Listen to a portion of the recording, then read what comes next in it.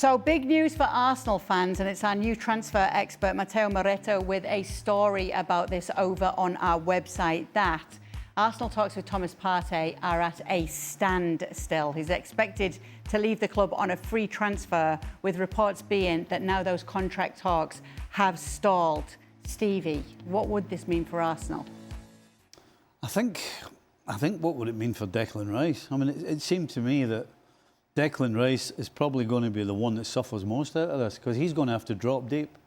You know, Declan Rice last year, in my opinion, pushed himself from being a defensive midfielder who won the ball, got it back and gave it to others, to a guy who was actually carrying the ball forward, getting in the opposition penalty box and creating problems. So I think he's going to be affected more than anybody else. And I don't understand it. You know, Thomas Partey last year was absolutely one of the defensive rocks that team has been built on over Arteta's years.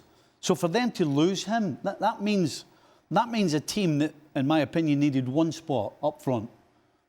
Put all your money into that position.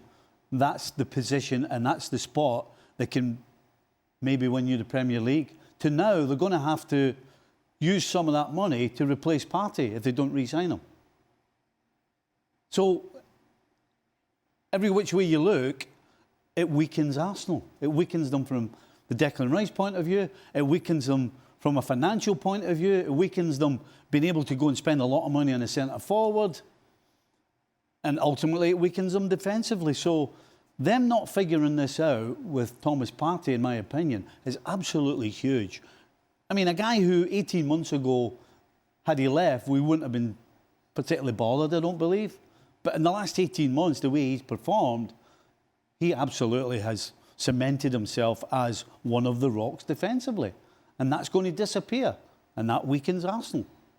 So keep up to date with that situation and many more with our transfer talker, a new transfer expert with us here at ESPN FC as well. But when it comes to the Premier League fixtures, we wanted to show you match day 1 through 6 for Manchester United, Arsenal and Burnley, because this is looking tough for these three teams. And after 6 rounds, we're going to get a good idea. You know, things could really be at a bad or a very good say for all of these teams after those first 6 games. Stevie, you're grimacing. It could be me. The way I was brought up at Liverpool was the only game when the fixtures came out you were concerned about was the first one. So you're not looking at, that looks tough though for us. No, absolutely 100% not. No. The only thing you're thinking about, or I thought about and we thought about, was the first game. You know, you want a home game, you don't care who it's against. And if it's an away game, you don't want one of the promoted teams, because it's the biggest game for them and whatever. That was the only things that I thought and we thought about. We weren't concerned who was 2 weeks down the line or 3 weeks down the line. You know, we weren't sitting going, well, we can get points here, we can get points there, we can do it. No. It is the oldest line in the book. It's the one game at a time. And that's exactly what you should do. You can't be looking at it. And certainly if you're Burnley, it doesn't matter who Burnley are playing. Every single game for Burnley is a cup final. So, no. Listen, we opened the season in '87 against Arsenal. First game of the season at Highbury. And we weren't going there to make a mark or make a statement. No, we were just going there to try and win the game and do well. So, yeah, I don't understand. I understand fans. And I get it that some players look for certain fixtures. But in general, that's not what you should be doing. You look at the first game and then you go from there. Stevie definitely didn't care. Did you care? No, is the answer. It's a short answer. And the reason you don't care is because the whole preseason, even though the size of this preseason for those teams that are participating in the Club World Cup is shorter than it should, but I'm not going to go there. The whole preseason, you're thinking about that first game. Yeah. I think coaches maybe they close the door. Once they close the door and they look at their schedule, and if they have a tough start, they go, oh man, we better get points here. We got to get points over there, because you start budgeting points and you start telling yourself after so many games, we should have this amount of points. I think some coaches will address it that way.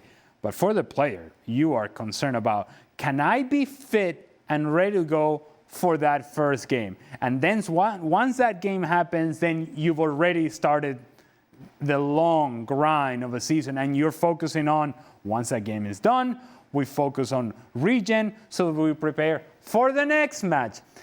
Especially, and I'm glad you highlighted Burnley, because it's easy to talk about Manchester United and it's easy to talk about Arsenal, apparently far more interesting stories. But if you're Burnley, every game you're an underdog. Every game is going to be tough. What's the point here? What are we trying to say about Burnley? Every time they show up to play, it's going to be difficult. It's going to be a grind, and they're going to have to survive many of these matches. So to say they have a tough first 6 matches, how about they're going to have a tough 30 matches? It's going to be a difficult season regardless.